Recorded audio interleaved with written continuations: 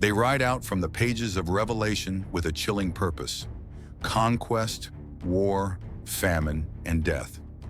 The four horsemen of the apocalypse are not distant symbols. They are warnings of chaos that will engulf the world in the end times. Which rider do you think represents the greatest threat? Conquest, war, famine, or death? Comment below before you hear their full story. Today we step into Revelation 6 to uncover the terrifying roles of the four horsemen, what they symbolize and what storms they unleash upon the earth. The first seal is broken, and a rider emerges upon a white horse. He carries a bow, and a crown rests upon his head. He goes forth, conquering and to conquer. The white horseman is Conquest, the power to dominate and deceive. He rides with the appearance of purity, clothed in victory, but beneath the brightness lies manipulation and falsehood. Imagine a figure cloaked in shining armor, followed by armies that believe themselves unstoppable. His conquest is not peace but oppression disguised as triumph. Some see him as the rise of false messiahs, others as empires built on lies. Wherever he rides, nations kneel, not in freedom, but in submission. Like a storm that gleams with white light before it destroys, his power is radiant, yet deadly. The second seal opens, and the rider of the red horse gallops into view. The color of his steed burns like fire, like blood spilled upon the earth. A mighty sword is placed into his hand, and with it comes the power to strip peace away from humanity. This is war. The sound of his coming is the clash of iron and the roar of battlefields. Cities ignite in flames, the sky turns crimson with smoke, and the cries of the fallen echo across the earth. Imagine rivers flowing red, nations consumed in endless conflict, and brothers turning against one another.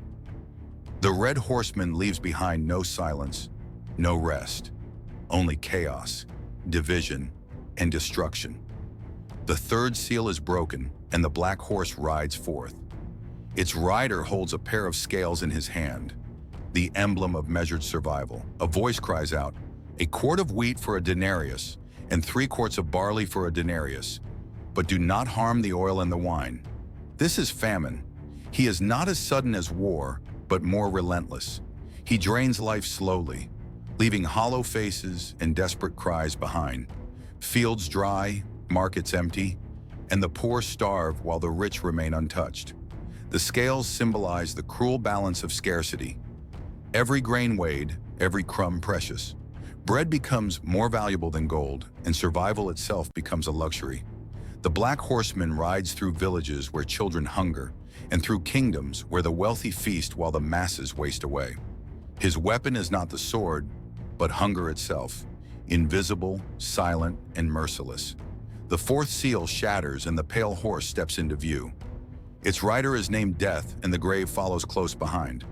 The color of the steed is sickly pale green, like rotting flesh or the shadow of a corpse. This is the most dreadful of them all. To Death is given power over a fourth of the earth, to kill by sword, by famine, by plague, and by wild beasts. His presence is not sudden, for conquest, war, and famine all prepare his way.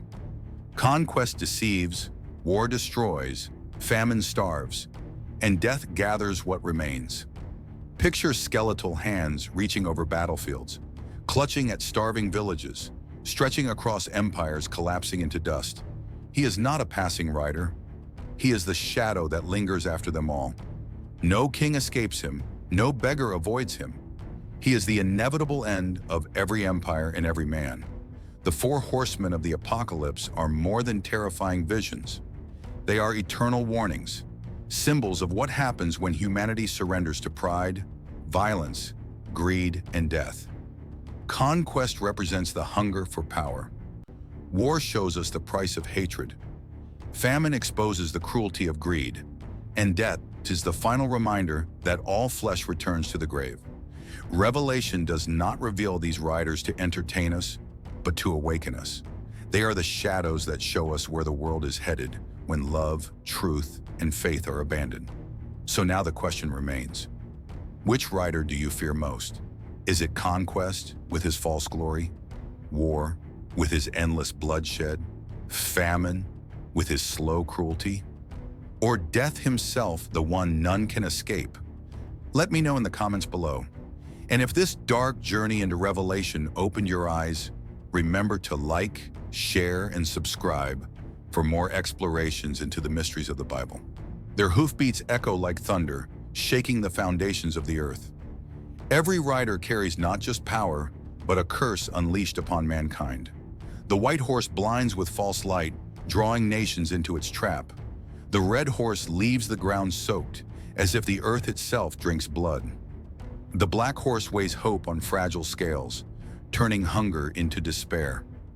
The pale horse moves in silence, yet his silence is more dreadful than screams. Together they ride as a storm of judgment, unstoppable and merciless. They are not mere symbols.